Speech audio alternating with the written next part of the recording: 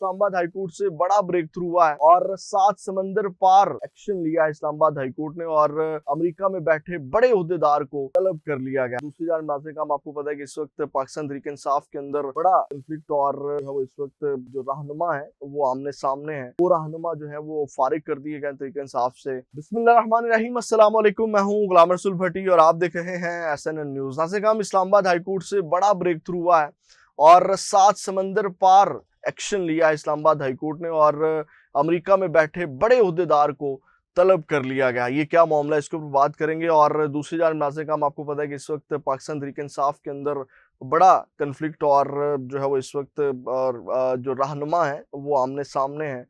2 रहनुमा जो है वो फारिग कर दिए गए तहरीक इंसाफ से। और ये जो आजकल एक और बड़े इस वक्त इशू बना हुआ है जनाब, पुराने मामूओं के ऊपर जो बंद बांध दिया गया, यानी कि जो 9 मई के हवाले से पाकिस्तान तहरीक इंसाफ के ऊपर कब्जा करना चाहते थे, जो 9 मई में छोड़कर चले गए, उनके हवाले से एक बड़ा फैसला हुआ है। और अब नए मामले कौन है इसके ऊपर बात करेंगे। सबसे पहले आपको इस्लामाबाद हाई कोर्ट से जो आज बड़ी पेशरफ्त हुई है उससे आपको अपडेट करेंगे। नाज़रीन हम आपको याद होगा कि जस्टिस बाबर सत्तार की फैमिली का डाटा लीक हुआ था और इस हवाले से आज एक बड़ी पेशरफ्त हुई है इस्लामाबाद हाई कोर्ट से, जिसमें एक लार्जर बेंच ने समाअत की, जिसमें जस्टिस मोहसिन अख्तर कियानी, जस्टिस तारिक महमूद जंगीरी और जस्टिस सरदार इजाज इसाक ने जो है वो समाअत की। लार्जर बेंच ने समाअत की इस केस की और इस हवाले से जो बड़ी पेशरफ्त हुई वो इन 3 जजेस की हिदायत के ऊपर जो है वो एक ख़त लिखा गया है। और वो ख़त किसको लिखा गया जनाब, के अमेरिका के अंदर जो पाकिस्तानी हाई कमीशन है उनके ज़रिए जो है वो, आपको पता है कि ये डाटा जो लीक हुआ था वो ट्विटर के ऊपर, यानी कि जो एक्स और साबिका जो ट्विटर उसके ऊपर ये लीक हुआ था।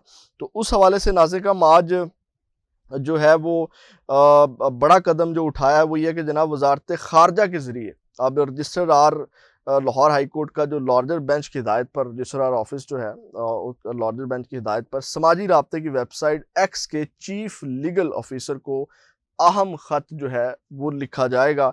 और उस ख़त में एक्स से पाकिस्तानी तहकीकाती इदारों को मुतलका मालूमात फ़राहम करने का हुक्म उस ख़त में जो है वो जारी किया गया कि जनाब ये जो मालूमात हैं वो आप हमें दें के और मुआवनत करें कि कौन वो लोग थे, वो जिस अकाउंट से डाटा लीक किया गया उसकी मालूमात हमें फ़राहम करने में मुआवनत आप करें।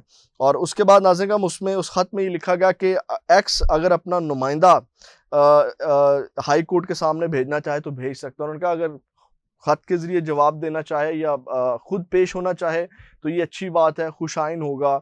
और इसके अलावा जो है वो ख़त के ज़रिए जवाब दे और जो है वो मुआवनत करें इन सारी चीज़ों के अंदर। और उसके बाद नाज़रीन ये तमाम चीज़ें जो है वो ख़त में कहा गया कि हाई कोर्ट जज जस्टिस बाबर सत्तार और उनकी फैमिली का ज़्यादती डाटा एक्स पर लीक हुआ। एक्स डाटा लीक करने वाले के अकाउंट्स की शिनाख्त में मुआवनत करें। अगर मुनज़्ज़म मुहिम थी तो उसके लिंक्स के हवाले से भी एक्स मुआवनत करे। एक्स की जानिब से यूके और भारतीय हुकूमतों को इससे कबल यानी कि हवाला भी दिया गया कि यानी कि ये नहीं है कि हम मुआवनत मांग रहे हैं तो कोई अनोखा काम हो गया। एक्स ने जो है वो पहले भी जो है मुआवनत की हुई है और उस हवाला दिया गया कि अगर भारत में भी कोई इशू था और यूके में तो वहाँ पर भी जो है वो एक्स ने उनको मुआवनत दी थी, तो उसको भी जो है वो रिकॉर्ड का उस ख़त में हिस्सा बनाया गया कि एक्स की जानिब से यूके और भारतीय हुकूमतों को इससे कबल मुआवनत देने का हवाला भी ख़त का हिस्सा है। और हाई कोर्ट रजिस्ट्रार की जानिब से कहा गया कि वजारत खारजा और अमेरिका में पाकिस्तानी हाई कमीशन ख़त की सर्विस करा के रिपोर्ट जमा कराएं और पाकिस्तान के तहकीकाती इदारों की जानिब से निशानदही किए गए अकाउंट्स की तफसीलात भी ख़त के साथ मुंसलिक हैं। यानी कि वजारत खारजा के ज़रिए अमेरिका में हाई कमीशन को अप्रोच किया जाएगा और हाई कमीशन जो है वो आगे एक्स के नुमाइंदे से ये तमाम चीज़ें जो है वो तलब करेगा। ये बहुत बड़ी पेशरफ्त है नाज़रीन। हम आपको पहले आपको पता था इस तरह की चीज़ों को हवा में उड़ा दिया जाता था और उसके ऊपर कोई एक्शन नहीं होता। तो इस 7 समंदर पार जो है वो इस्लामाबाद हाई कोर्ट ने एक्शन लिया है। बहुत बड़ी पेशरफ्त हुई है ये। अब नाज़रीन हम आते हैं, एक और आपको खबर दे दूं कि काजी फायद ईसा साहब ने 34 चैनल मालकान के दस्तखत मांग लिए। अब ये क्या मामला है, आपको याद होगा कि तौहीन अदालत का केस था जो मुस्तफ़ा कमाल और फैसल वाडा के हवाले से, तो उसका तहरीरी हुक्मनामा जो है वो जारी किया गया है और उसमें जो है वो 34 चैनल्स को शोकॉज नोटिस जारी होने का हुक्म जारी कर दिया गया है और हुक्मनामे में कहा गया है कि शोकॉज नोटिस पैमरा के जरिए भेजा जाए और चैनल्स 2 हफ्तों में शोकॉज नोटिस का जवाब जमा करवाएं। शोकॉज नोटिस का जवाब ऑपरेशनल हेड और चैनल मालकान या शेयर होल्डर के दस्तखत के साथ हों।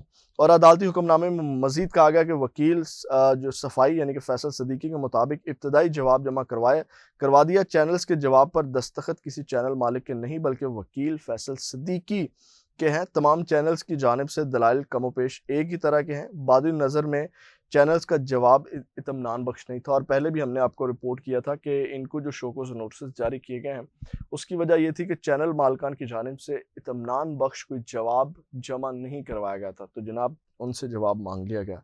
अब आते हैं पाकिस्तान तहरीक इंसाफ की जानिब से कौन लोग हैं जिनको फारिग किया गया है और नए और पुराने मामूओं वाला क्या मामला है। नाज़रीन हम सबसे पहले तो आपको याद होगा कि शेर अफजल मरवत वाला अक्सर रौला रहता है और शेर अफजल मरवत को पहले भी नोटिस सर्व हो चुके हैं और अब नाज़रीन पीटीआई की कोर कमेटी का इजलास हुआ जिसमें जो है वो पीटीआई कोर कमेटी की जानिब से शेर अफजल मरवत और शंदाना गुलजार को कोर कमेटी शंदाना गुलजार की जो है वो कोर कमेटी की रुकनीत जो है वो 1 माह के लिए मुअत्तल कर दी है, यानी कि दोनों रहनुमाओं को 1 माह के लिए फारिग कर दिया गया। और इसके अलावा नाज़रीन आपको याद है कि अभी एक बड़ा वावेला फवाद चौधरी, अली जैदी, इमरान इस्माइल, ये सारे लोग जो एकदम उठे और इन्होंने जो है वो हमले शुरू कर दिए जो पाकिस्तान तहरीक इंसाफ के साथ खड़े थे और तमाम लोग जो मतलब अभी तहरीक इंसाफ का हिस्सा है। तो इस हवाले से भी एक बड़ा जो अहम फैसला किया गया वो ये कि करारदाद जो है मुतफ़िका तौर पर मंजूर की गई है कि जनाब ये जो लोग हैं यानी कि इनको इमरान खान साहब की रिहाई तक या इमरान खान साहब या जब तक इमरान खान साहब नहीं आ जाते इनको जो है वो तहरीक इंसाफ में नहीं लिया जाएगा, यानी कि इनके सामने जो है वो बंद बांध दिया गया है। यानी कि 9 मई के बाद जिन अरकान ने पार्टी छोड़ी उनको वापस ना शामिल करने की करारदाद जो है वो मंजूर कर ली गई है और 9 मई के बाद पार्टी छोड़ने वालों का वापसी का फैसला बानी पीटीआई रिहाई के बाद करेंगे।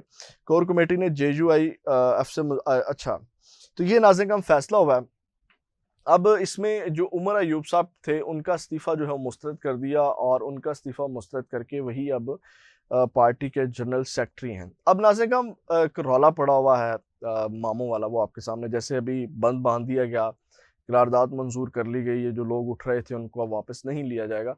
तो एक शो में जो है वो फवाद चौधरी साहब आपको पता है कि उठे, सबसे ज़्यादा तनकीद उन्होंने की तमाम लोगों के ऊपर और ख़ासकर जो पाकिस्तान तहरीक इंसाफ की जो मेन क़यादत है जिसमें उन्होंने कहा कि अब ये नए जो है वो मामे बन गए हैं। तो ये नए मामे बन गए हैं नाज़रीन, ख़ासकर उन्होंने शेख वकास अकरम के हवाले से बात की। आपको पता है कि शेख वकास अकरम के हवाले से उन्होंने कहा कि ये वही लोग हैं जिनको हम लेकर के आए और अभी इनको 1 साल भी नहीं हुआ। तो शेख वकास अकरम जो है वो एक प्रोग्राम में थे जिसमें फवाद चौधरी साहब का एक क्लिप उनको सुनवाया गया, तो उन्होंने कहा जी जब पुराने मामे छोड़ जाएँ तो फिर नए मामे जो हैं वो आते हैं और नए चाचे भी आते हैं और मामे का जो रिश्ता बड़ा अहम होता है।